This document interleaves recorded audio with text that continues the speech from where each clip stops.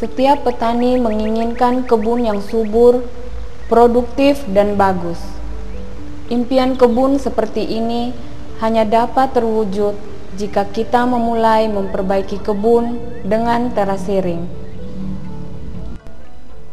Pembuatan terasering yang baik akan menghasilkan kebun yang baik.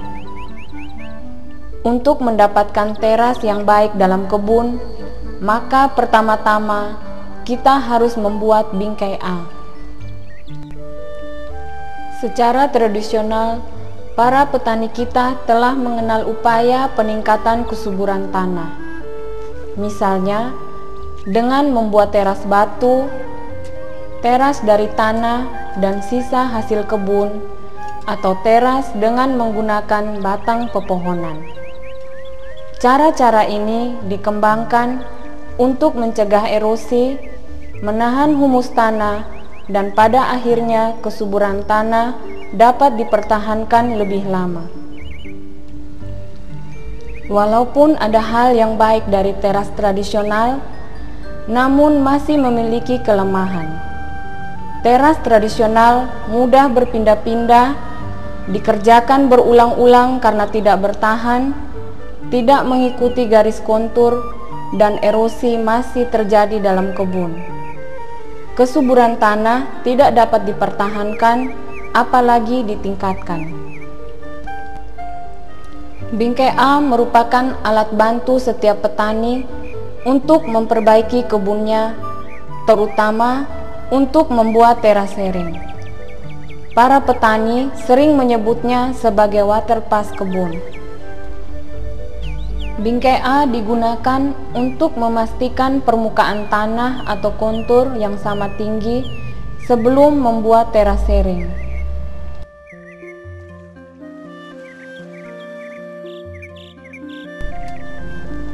Untuk membuat bingkai A, kita membutuhkan kayu yang lurus, kuat, dan ringan. Misalnya bambu, bebak, atau batang lemtoro. Bahan dan alat lain yang kita butuhkan misalnya parang yang biasa kita gunakan di kebun, tali gewang, benang, rafia, atau tali hutan. Apabila tersedia paku, maka pembuatan bingkai A akan jauh lebih kuat. Selanjutnya, jangan lupa sediakan pemberat batu untuk memudahkan penentuan titik tengah atau kita sebut dengan istilah titik as.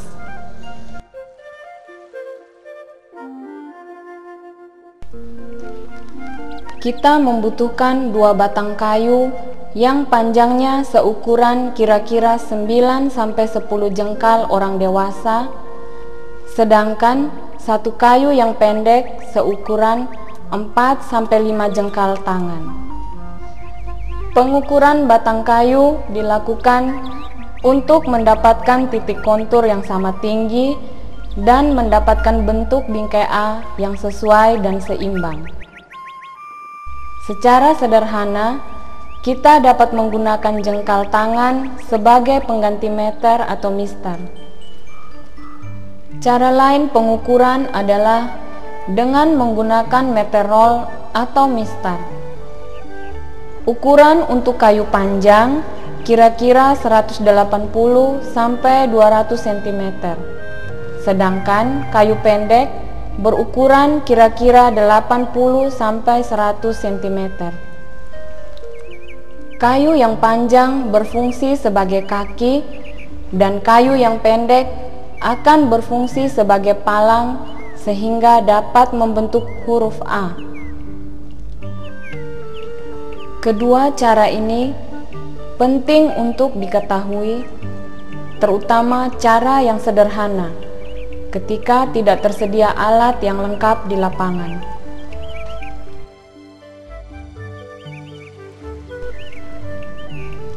Kini kita siap untuk pembuatan bingkai A. Langkah pertama adalah proses pengikatan. Proses pengikatan ini bisa menggunakan tali atau paku.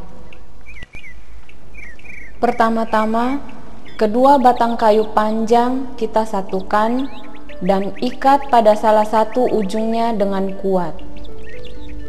Pastikan ikatannya kuat agar ketika dijalankan tidak terjadi pergeseran ukuran.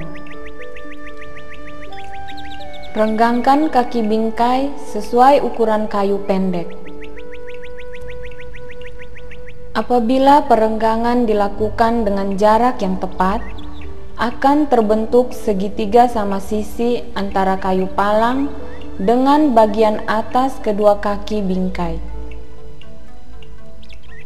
Karena bentuknya menyerupai huruf A, maka alat ini disebut sebagai bingkai A. Tinggi bingkai yang baik disesuaikan dengan tinggi pemakainya. Jika bingkai terlalu kecil atau terlalu besar, akan menyulitkan orang yang memakainya. Bagian lain yang dibutuhkan adalah bandul. Bandul akan berfungsi sebagai pemberat, sehingga membantu kita dalam menentukan titik as atau titik tengah untuk menunjukkan titik-titik kontur. Ikatan bandul pada bingkai harus benar-benar kuat agar tidak mudah terlepas ketika digunakan. Pada saat bandul bergerak sesuai kemiringan tanah, titik pertemuan tali dengan palang dari bingkai A diberi tanda. Titik atau tanda ini kita sebut sebagai titik A. Demikian sebaliknya. Titik yang kedua ini kita sebut sebagai titik B.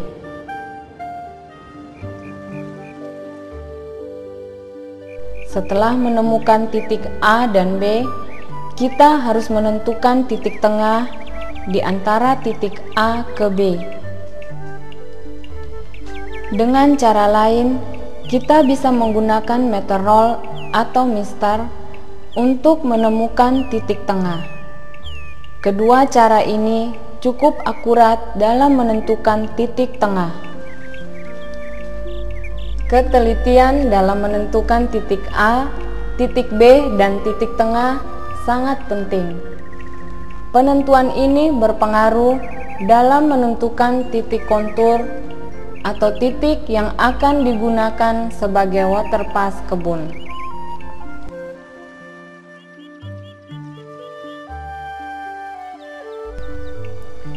Erosi dalam kebun biasanya selalu datang dari tempat atau permukaan kebun yang lebih tinggi. Karena itu, bingkai A harus dijalankan dari permukaan tanah yang paling tinggi di dalam kebun.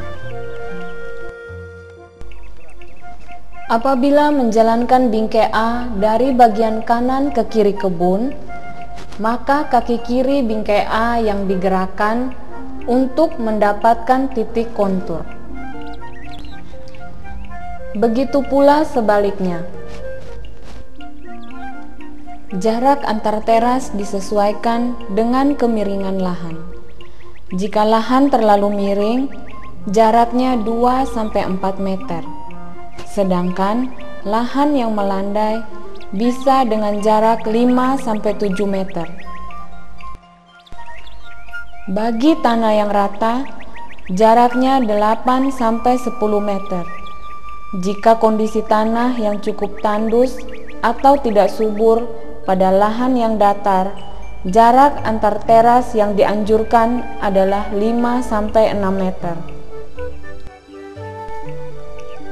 Jika lokasi kebun di lembah atau diapit oleh dua bukit, cara menjalankan bingkai A mulai dari kedua titik tertinggi.